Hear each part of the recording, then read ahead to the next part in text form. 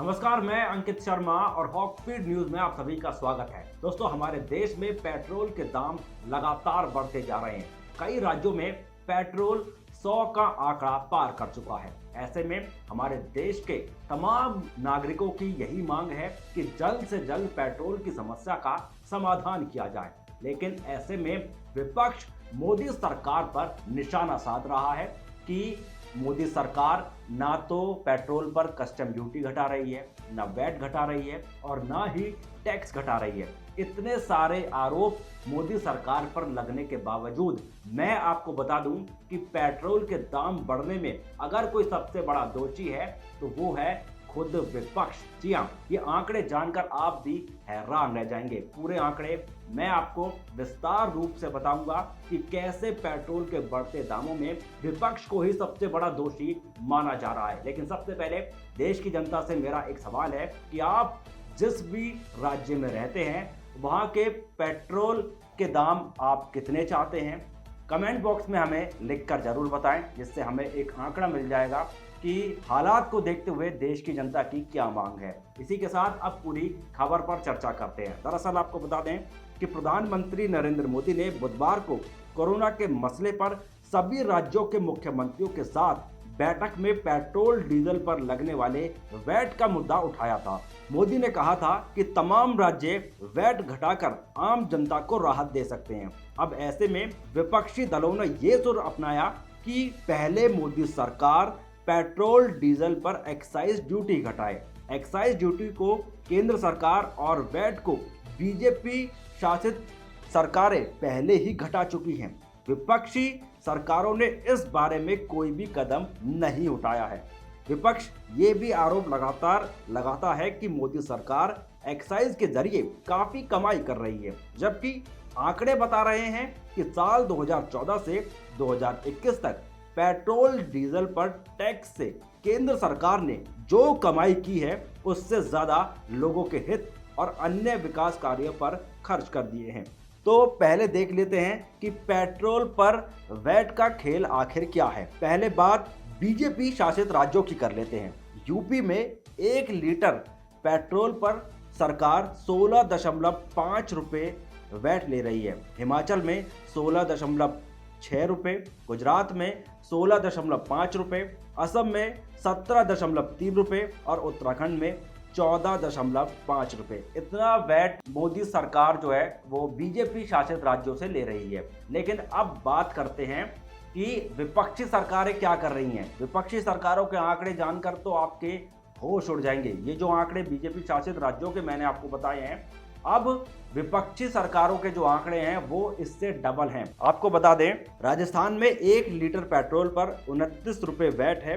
पश्चिम बंगाल में 26.2 रुपए वैट लिया जा रहा है। महाराष्ट्र सरकार 32 रुपए वैट ले रही है। केरल की सरकार 27.2 रुपए वैट ले रही है।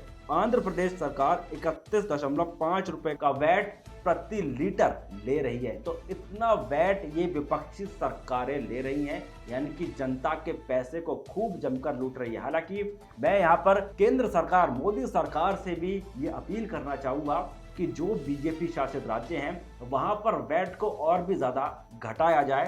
तो ये रही पेट्रोल की बात। लेकिन पेट्रोल की समस्या का समाधान करने के लिए मोदी सरकार और भी कई कदम उठा रही है और इसमें महत्वपूर्ण भूमिका जो निभा रहे हैं वो है नितिन गडकरी।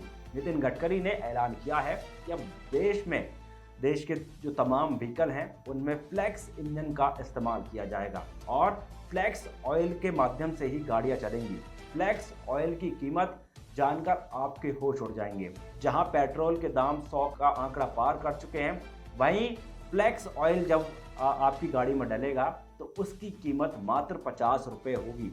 जी हाँ, ये आंकड़े जानकर यकीनन आपको हैरानी होगी, लेकिन मोदी सरकार अब फ्लेक्स इंजन पर काम कर रही है। जितने भी हमारे देश में व्हीकल बनते हैं उन सब में फ्लेक्स इंजन का निर्माण किया जाएगा और फ्लेक्स ऑयल की व्यवस्था भी की जाएगी। हालांकि इसे लागू होने में अभी काफ़ी समय है, कम से कम 2 से 3 साल इसमें अभी इसे इम्प्लीमेंट होने में लग सकते हैं। इसके अलावा मोदी सरकार इलेक्ट्रिक व्हीकल पर भी पुरजोर जोर दे रही है और उसके साथ ही इलेक्ट्रिक स्टेशन का निर्माण भी लगातार किया जा रहा है। अब तक पेट्रोल, डीजल और सीएनजी पर ही गाड़ी चला करती थी, लेकिन अब फ्लेक्स ऑयल और इलेक्ट्रिक कार जो हैं इनकी व्यवस्था भी पूरी तरीके से की जा रही है, जिससे आम जनता का बोझ पेट्रोल डीजल से कम हो और ऐसी सुविधाओं के माध्यम से जनता को फायदा मिल सके। इन पर काम लगातार चल रहा है, लेकिन अब बात कर लेते हैं विपक्ष की पेट्रोल को लेकर ही। पेट्रोल डीजल पर अभी सबसे बड़ी समस्या है, तो विपक्ष और केंद्र पर क्या और आंकड़े निकलकर सामने आए हैं वो मैं आपको बताता हूं। दरअसल अब बात विपक्ष के उस आरोप की कि मोदी सरकार ने पिछले 7 साल में पेट्रोल डीजल पर एक्साइज लगाकर जबरदस्त कमाई की है। तो रिजर्व बैंक यानी कि आरबीआई की रिपोर्ट कहती है कि मोदी सरकार ने साल 2014 से 2021 के बीच पेट्रोल डीजल पर टैक्स से 26.5 लाख करोड़ रुपए कमाए। अब जरा खर्च भी देख लेते हैं। इस दौर में मोदी सरकार ने विकास पर 90.9 लाख करोड़ रुपए खर्च किए। इनमें 26 लाख करोड़ इंफ्रास्ट्रक्चर पर, 25 लाख करोड़ खाद और ईंधन की सब्सिडी पर और 10 लाख करोड़ स्वास्थ्य, शिक्षा, आवास जैसी योजनाओं पर खर्च किए। यानी यहां भी विपक्ष का आरोप जो है वो धाराशायी हो गया। अब किस तरीके से पीएम मोदी ने खुद इन विपक्षी नेताओं को फटकार लगाई, अब आप ये वीडियो देखिए। पेट्रोल डीजल की बढ़ती कीमत का बोझ कम करने के लिए केंद्र सरकार ने एक्साइज ड्यूटी में कमी की थी। पिछले नवंबर महीने में कम की थी।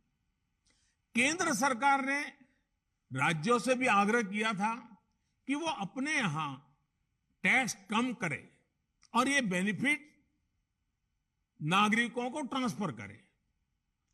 इसके बाद पेट्रोल डीजल की कीमतें इन राज्यों में अब भी दूसरों के मुकाबले कहीं ज्यादा है। ये एक तरह से इन राज्यों के लोगों के साथ अन्याय तो है ही, साथ ही पड़ोसी राज्यों को भी नुकसान पहुंचाता है।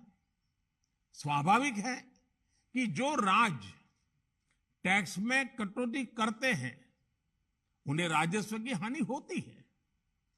जैसे अगर कर्नाटका ने टैक्स में कटौती नहीं की होती तो उसे इन 6 महीनों में 5,000 करोड़ रुपए से ज्यादा का राजस्व मिलता।